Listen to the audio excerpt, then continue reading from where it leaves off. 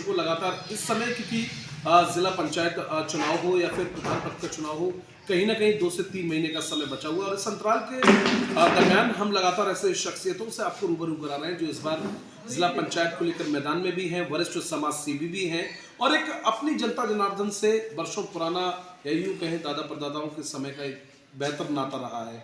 इस समय हमारी मौजूदगी आपको बताएं बरनी ढकपुरा ग्राम पंचायत में, लेकिन जो शख्सियत आप हमारे बीच में देख रहे हैं वरिष्ठ समाज सेवी के तौर पर इन्हें जाना जाता है। पेशे से एक बेहतर एडवोकेट भी हैं। इसके अलावा अपनी जनता जनार्दन के समक्ष हमेशा बने रहते हैं। जिला पंचायत इस बार प्रत्याशी भी हैं क्योंकि हमने कई ग्राम पंचायतों में पहुंचकर भैया का रुझान जाना और लोगों से सर्वे भी किया, तो कहीं ना कहीं लोगों की जुबान पर कहीं ना कहीं अखिलेश भैया का नाम आया और उन्होंने ये भी बताया कि इस बार जो बेहतर शख्सियत के तौर पर मैदान में आए हैं और जनता जनार्दन के समक्ष भी पहुंच रहे हैं, सुख दुख में भी हमेशा साथ खड़े हुए हैं, तो लोग भी चाह रहे हैं और लोगों ने इस बार एक बेहतर सदस्य को चुनने का मन भी बना लिया है। अखिलेश भैया, सबसे पहले बहुत स्वागत है आपका ND24 न्यूज़ लाइव पर। बहुत बहुत धन्यवाद जी।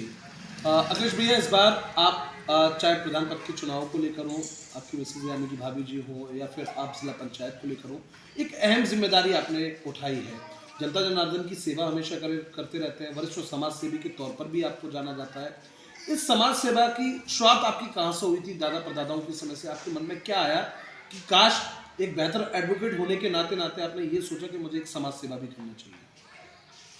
आज आप यहाँ बरनी ढकपुरा जो गांव में बैठे हैं जी, इस गांव से हमारा बहुत पुराना नाता है जी, इस गांव से मेरे बाबा 35 साल प्रधान रहे जी। और मेरी माँ ने पिछले पंचवर्षीय में 50वें साल का कार्यकाल पूरा किया है। 50 साल 50वें साल का 50 साल मेरे घर में प्रधानी रही है। जी, इस बार जनता ने फिर मुझसे कहा जी। और अभी पिछले जो कार्यकाल है इसमें ग्राम पंचायत में क्या कार्य हुए क्या नहीं हुए वो जनता सब जानती है। गाँव में किस तरीके की गंदगी रही और जब जनता ने मुझसे कहा तो मैंने एक मेरी पत्नी के नाम से एक NGO चलता है चित्रांश सेवा संस्थान, उसके माध्यम से मैंने किसी जनप्रतिनिधि के बगैर सहयोग के मैंने अभी ढकपुरा गांव में 2 CC कराने का निर्णय लिया उससे आचार संहिता से पहले और मैंने ग्राम पंचायत में 20 सरकारी हैंडपंप अभी लगवाने का निर्णय जो किया है उसमें लगभग 15 लगातार लग रहे हैं। 15 मैंने सरकारी हैंडपंप अभी लगवा भी दिए हैं ग्राम पंचायत में।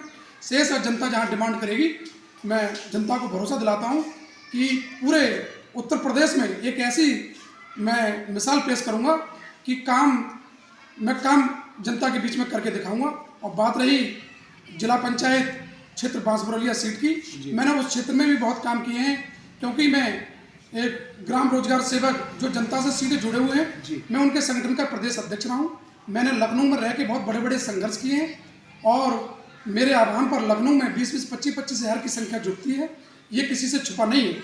आपके चैनल के माध्यम से प्रदेश के लोग भी इसको देखेंगे और मैं प्रत्येक ग्राम पंचायत से जुड़ा हूँ। उत्तर प्रदेश की जितनी ग्राम पंचायतें हैं हर एक ग्राम पंचायत में मुझे लोग चाहने वाले मेरे परिचित लोग हैं और वो लोग भी मेरी बात को जानते हैं कि मैं किस तरीके के व्यक्ति रहा हूँ। मैं काम करने में विश्वास रखता हूँ और निश्चित तौर पर जिस तरीके से मैंने उज्ज्वला स्कीम का मैंने अपनी ग्राम पंचायत में 400 उज्ज्वला के निःशुल्क कनेक्शन दिए हैं और पूर्व में जब मेरी माँ प्रधान थी तो इस ग्राम पंचायत में मैंने 500 शौचालय भी का निर्माण भी कराया था जो अंबियापुर में सर्वाधिक शौचालय थे। सबसे ज्यादा इस ग्राम पंचायत ने पूरे ब्लॉक में एक रिकॉर्ड बनाया। आप समझ सकते हैं उज्ज्वला योजना के तहत जो सिलेंडर की योजना वो प्राइवेट तौर पर खुद भैया ने 400 कनेक्शन दिए। इसके अलावा जो सरकारी हैंडपंप हैं 20 हैंडपंप लगाने का निर्णय ग्राम पंचायत ने लिया है। 15 लग चुके हैं, लोगों ने पानी पीना उनसे शुरू कर चुका है और ऐसी जगह भैया ने वो लगवाए हैं हैंडपंप जहां लोगों को कई बहुत लंबी दूरी का सामना करना पड़ता था पानी पीने के लिए या जाने के लिए। ऐसी जगहों पर वो हैंडपंप लगवाए गए हैं जहाँ आराम से इंसान गर्मी का समय हो या फिर किसी भी कामकाज के लिए बड़े आसानी से उस पानी का इस्तेमाल कर सकता है। इसके अलावा बेहतर शीशी रोड जो बताया भैया ने ढकपुरा में खुद अपनी निधि से आचार संहिता लगने से पहले खुद अपनी निजी पॉकेट मनी से, जबकि ये पूरी जिम्मेदारी ये जिम्मा उस मौजूदा मुखिया और सरपंच का होता है जो ग्राम पंचायत में प्रधान पद के तौर पर तैनात होता है। लेकिन पहले ही इन सब जिम्मेदारियों से पहले ही जो समाज सेवा चल रही है वो वाकई जनता जनार्दन भी देख रही है, हमारे भी लाखों व्यूअर्स देख रहे हैं। एक अलग पहचान कायम करने वाली ये समाज सेवा है और जो भैया ने जिक्र किया था उत्तर प्रदेश में एक अलग पहचान कायम करने वाला, एक अलग पहचान पेश करने वाली बात वो बाकी बिल्कुल ज़मीनी हकीकत पर सामने आने वाली है। आपका वार्ड जिला पंचायत को लेकर भैया कौन सा लगता है और कितनी ग्राम पंचायतें आपके अंडर में आती हैं? मेरी जो बांसबरौलिया सीट से जो चुनाव लड़ने का मन मैंने यहाँ से बनाया है जी, उसमें लगभग 31 गांव लगते हैं। 31 गांव लगते हैं और अभी वो सीट ऐसी है, अगर वह सीट सामान्य या बैकवर्ड के लिए रहती तो निश्चित तौर पर वहाँ से मैं या मेरी पत्नी, और अगर गांव की सीट महिला रहती है तो मेरी पत्नी यहाँ से लड़ेगी, मैं वहाँ से जिला पंचायत का चुनाव लड़ूंगा। और मेरी प्राथमिकता रहेगी कि हर एक गाँव में जो गरीब तबका है उनकी शादी में जो बर्तन वगैरह का, टेंट का जो सामान की व्यवस्था है, मैं गांव-गांव में चाहे जो भी वो रहे, मैं हर एक गांव के लिए ऐसी व्यवस्था करूंगा जो लड़कियों की शादी में निःशुल्क जो टेंट के सामान के लिए जो आते हैं वहाँ मंदिर के लिए, उस तरीके से मेरी एक ऐसी सोच है। निश्चित तौर पर मैं पूरे क्षेत्र में इस तरीके का काम करके दिखाऊंगा। अभी तो ये आपकी शुरुआत है और अभी तो आपने पैर भी पूरी तरह से नहीं रखा है। पैर तो उस समय ज़मीन पर आएगा जब वो ताज आपके सर पर होगा और ईश्वर ने चाहा तो जरूर ताज वो भैया के सर पर बंधेगा। भैया अभी तो ये शुरुआत के साथ साथ अब जब आप विजयी होकर आएंगे उस समय तो एक अलग ही बदलाव आपके द्वारा देखने को मिलेगा। अगर जनता आशीर्वाद देगी तो निश्चित तौर पर जहाँ जहाँ बारात घर की जरूरत है, जहाँ अस्पताल की जरूरत है, जहाँ बड़े बड़े जनप्रतिनिधि कहने के बाद जो काम नहीं करा पाते हैं, चूँकि मैं जानता हूँ कि शासन से कैसे काम कराना है, कहाँ से कैसे काम लाना है, जहाँ कुछ विधायक जैसे जाके सचिवालय में जाके जिस अधिकारियों से बात नहीं कर पाते, मैं वो व्यक्ति रहा हूँ कि सचिवालय में किस अधिकारी से कैसे करना है, किस बड़े अधिकारी से कौन सी स्कीम के तहत कौन सा काम लाना है। मैं उसमें बहुत मजा व्यक्ति रहा हूँ, मैंने संघर्ष किया है, लखनऊ की सड़कों पर बहुत दौड़ा हूँ, जमीन पे वहाँ सोया हूँ, इसलिए मैं निश्चित तौर पर जनता को भरोसा दिलाता हूँ जो आज तक क्षेत्र में काम नहीं होंगे वो मैं आपको करके दिखाऊंगा। पेशे से आप वरिष्ठ एडवोकेट हैं और लगातार लोगों के समक्ष पहुंचते रहते हैं। एडवोकेट होने के साथ साथ गांव के वरिष्ठ समाज सेवी में भी अब आपकी गिनती आने लगी। गांव के ही नहीं बल्कि क्षेत्र में एक आपने ज़िले में एक अलग पहचान बनाना शुरू कर दी है। अभी भी लोगों का ये मानना है, लोगों का ये कहना है, जब हमने कुछ लोगों से वार्तालाप की कि किसी से भी अगर दो पक्षों में विवाद होता है या बड़ा विवाद भी हो जाता है तो लोग यहाँ के सरपंचों के पास न जाकर अखिलेश भैया को फ़ोन करते हैं, फिर अखिलेश भैया को बुलाते हैं और उनका समझौता दोनों पक्षों को बैठाकर आमने सामने वहीं के वहीं किया जाता है। ये बात बिल्कुल सच है जी।